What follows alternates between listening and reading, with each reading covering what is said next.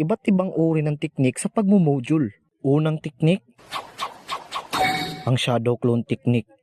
Ito yung teknik na tatawag o magchat-chat ka sa kaibigan mo para manghingi ng sagot. Baka sakaling tapos na sila. Pero sa kasamaang palad, pareho kayong tamad. Pangalawang teknik,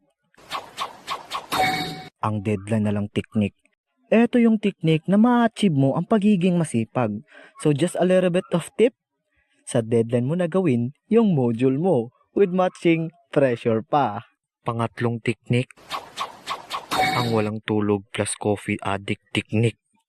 Ito yung teknik na tamang higop lang ng kape habang gumagawa ng module.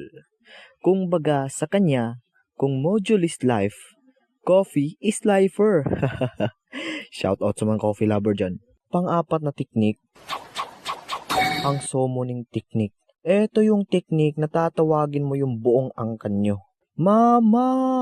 Oh, pwede nyo po ba ako tulungan sa module ko? Kaya pag nagbigay na ng awards, our top 1 in this class, Mama ni Sayan. Hehehe. Panglimang teknik, ang i-search mo teknik. Ito yung teknik na ginagamit ng mga tamad na magbasa sa mga module nilang hinayopak kayo, kaya i-search mo na.